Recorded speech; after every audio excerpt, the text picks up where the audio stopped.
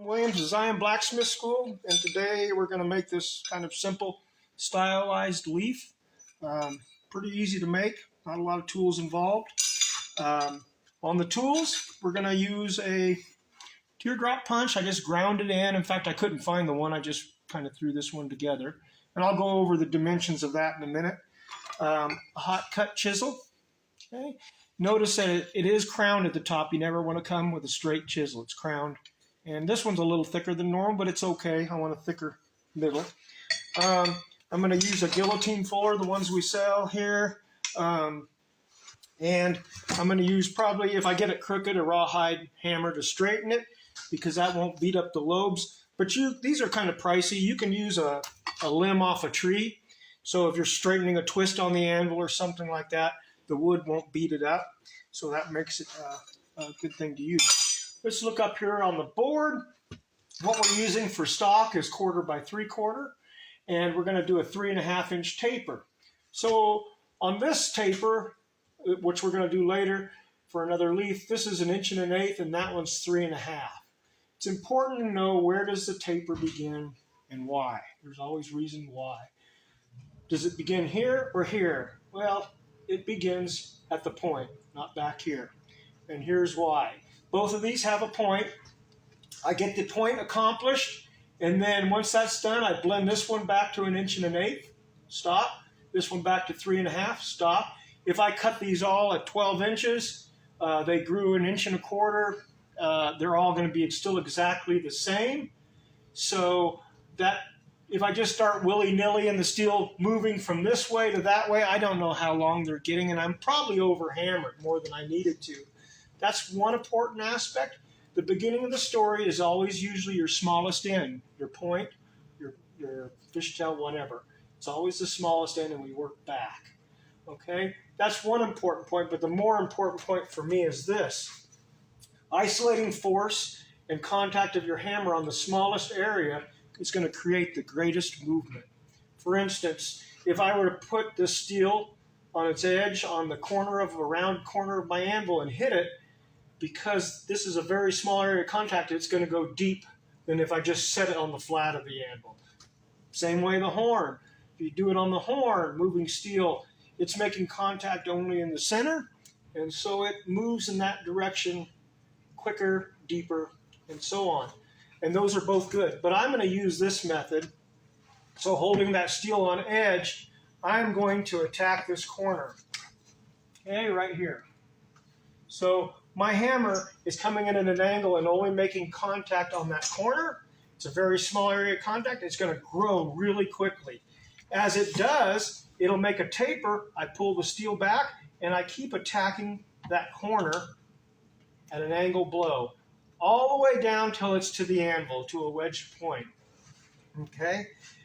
If you hit the steel and you see instantly a long taper, and your hammer's coming in at a flatter blow like this, okay, you're trying to move 3/4 inch of steel, and so is the anvil. It's the hammer underneath you. It's going to take you a lot of heats versus one heat. By isolating the force on this small corner area, it's going to run out. It'll just go fast. But what you will get too while you're doing this is you're going to get, if you don't control it, you're going to get a fat end. So if you got all the way down to a wedged point and you got this big fat mass, that's not good, because we're going to make that a point. It's only a point one way, and it'll get long and spindly. So as I'm hitting the steel here at an angle blow, like that, it's going to get fat edgeways, and I'm going to hit it this way at an angle blow and control that thickness, bringing it back to 1/4 inch or a little less on the point. So it's going to be 1, 2, 1, 2, 1, 2, 1, 2, till I get it to what I want. But I get this part down here to a wedge point, and then I start back at my corner. So once I'm to this point, and it's down to the anvil, I have a new area, a new corner that's going to isolate the force. It's right here. So as my hammer hits that little corner, it's only making contact there. It'll start to grow and grow and grow. Again, I'm a small area of contact. So I get it to a point, the beginning of my story done, and then I start dressing the length of the taper back. Okay, so we're going to make a 3.5-inch taper. We're going to run a hot cut mark down the center, and then we're going to use the teardrop punch to come in. I've already scribbled on this because my camera quit once. Okay, we're going to come in at a long angle, not straight or kind of angled, but a long angle. And what I want to see is just the lobe of the big part of your teardrop just to hang off the corner. So my teardrop is a 1/2 inch long on this one, this way, and a 1/4 inch at its widest part this way. So I want just the lobe to extend out to the corner, a real long angle. I have a tendency to want to go a little straighter, and that's not good. What that does is just puts a mark in it, okay? You don't get the bloom out. It's like chiseling. If I chisel a long angle, you can see there's a point right here. It's going to come out. It'll come out away because the steel's not holding it up here. It's going to release. If you come in straight, or kind of straight, both sides of the steel are holding that. It can't go anywhere but make a mark. Okay? It can't go anywhere. Both sides of the steel have it trapped. It's not going anywhere. If I come in long, like that, you can see right up here at this lobe, it's got a place to go. It's going to come out. So that's kind of important. So let's fire up and get this thing done.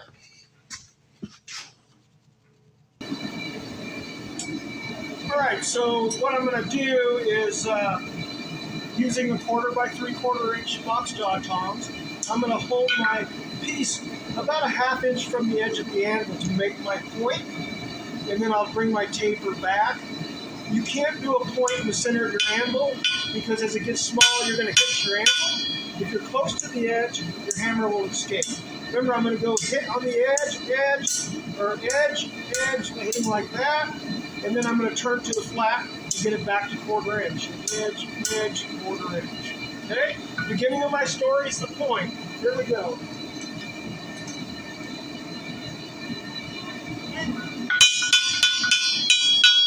Holding it flat on the anvil, and I'm going to take that down.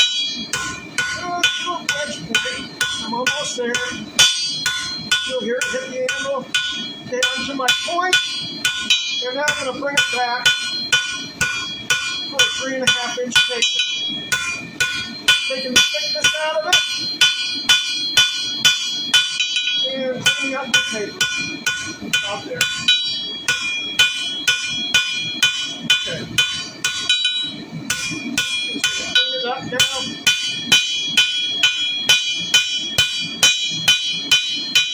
It always helps, and I always have at least 2 things, usually 4 things in the fire. Do the same thing, at the same time. You're going to use the same amount, you're going to get 2 done as fast as 1. You have the same tools for each step. Don't just do 1. Plus, if you do 4 at once, eventually you'll have muscle memory. So I've got a 3.5 inch taper, a little thinner at the point. Now, I can round the point up by bringing it here, and these become the diagonals, these corners, coming on a diagonal. When it's hot, don't be hitting steel cold. It'll crack, you'll go to hell for it, and have a sore elbow. But I'm just going to show you.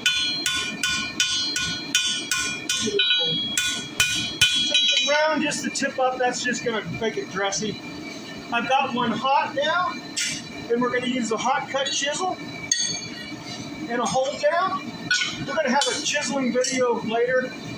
I always make my splits, hot cut marks standing usually behind the anvil and working towards me, or going to the front of the anvil and working that way. I never stand to the side because you have to look over your hand. You'll have a tendency to be close this way. I'm going to start small, aim small, miss small. I'm going to use the corner of my chisel as a center punch. I'm going to walk until I find the center, set that in deep so it's holding, and then I'm going to just walk forward because the back of the corner is now holding it in the center. Walk forward and make my cut to here deep. The important part is the next one. So as I make this, I bury that heel like that, and I make the cut deep. I walk just the heel out. Where I can see it. Just the heel out, and I set the heel and bury it deep. So the cut's now holding it straight. I'm not guiding it. I have it in my cut back there. I bring the heel out, set it down in the steel, and make it deep. And I do that about an 1/8 inch each time. If you go too much out of the cut, the back's going to come out of the cut like that. You're having to guide it. It gets demon possessed, goes right to hell. Comes right to your left arm with your right-handed right arm with your left hand. So let's go ahead and do that. I'm going to step around to this side because I have a point here and a wide spot here, so it's easier for me to find the wide spot, get it deep, and go to the point. Then it's in the middle versus trying to split the little point. Plus, I want it to feather out on the point on this one. So here we go. I'm ready to come out. My tools where I need them. Hammer's in my hand, important. And my hold down's up. I'm going to come out, trap my steel, move it so I can. I always slap the steel down to make the angle contact. Otherwise, it's bouncy. I'm going to be in your way a minute. Problem. Okay, I'm walking down. I'm going to make my cut. I'm about there. Sorry if I'm in the way. I'm really lousy at this video stuff. I'm just going to clean my cut up, and I'm going to blend it out to the tips and nuts. Okay? So, I started with just the heel in. So I walked it like that until I found the heel. I'm going to turn it that way. I walked it like that, found the heel, set the heel in deep. It's basically not going anywhere. Then I walked it down.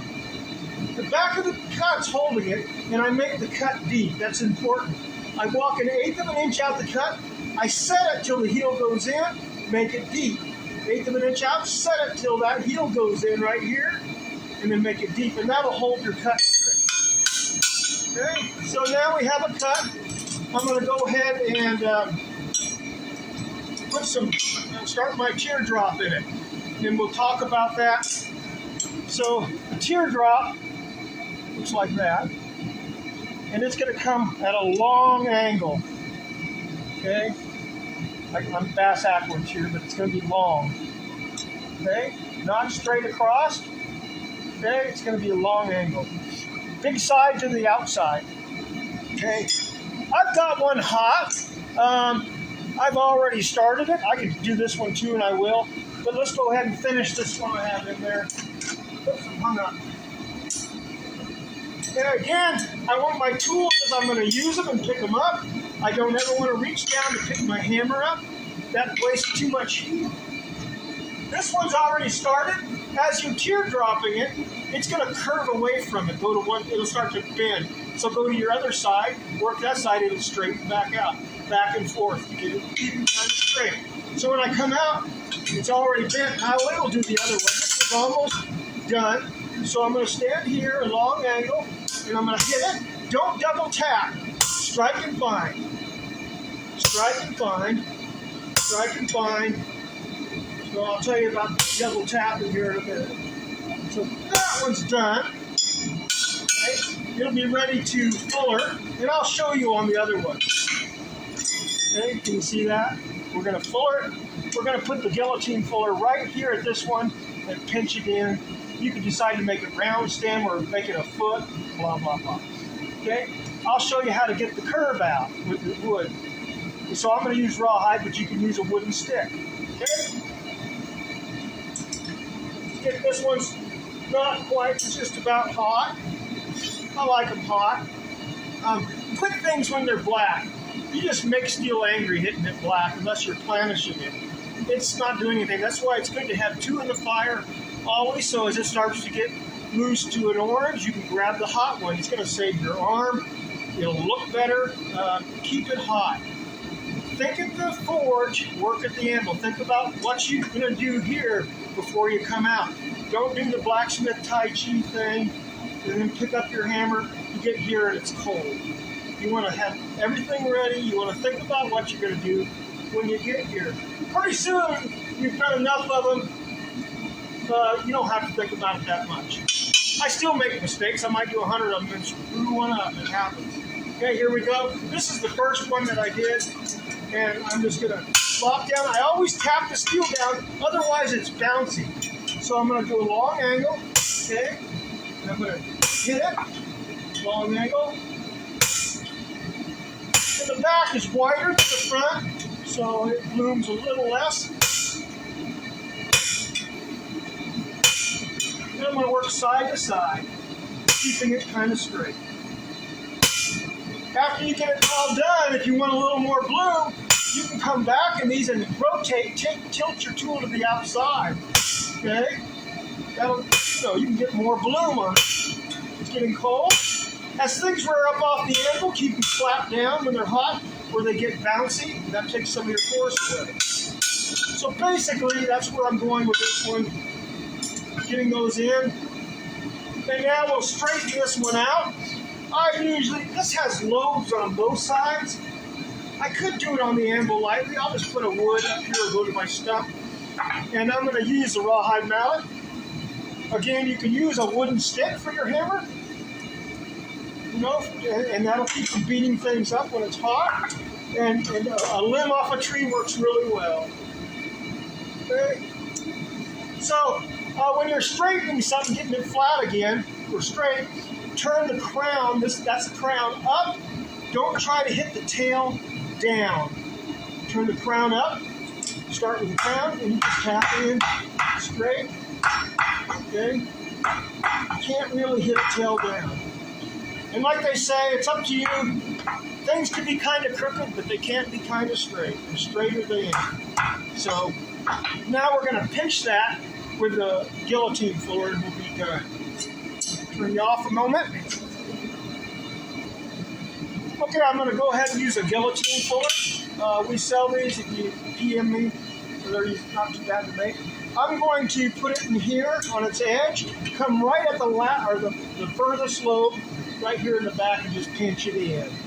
When you are fullering, remember, don't stand over your tool because you can't see when it bounced and you got a double mark. So when you get your fuller where you like it, step back here at an arm's length. My eye can visibly see it. We'll talk about chiseling and whatnot. Not standing over your tool is important. Okay, so here we go. Let's go ahead and get it fuller. Okay, I'm going to put it in there. I'll put it so you can see where I'm at. Okay, and I usually go about halfway and just turn it, kind of keep it centered. And you can see that's all my fuller can do there. I can't come up in here. I want more. Depending, I'm going to make that a round stem or just leave it where it's at. And there we go. That's your simple stylized leaf. It can be a foot. It could be like a foot that stands on something. It can go on the wall as an element.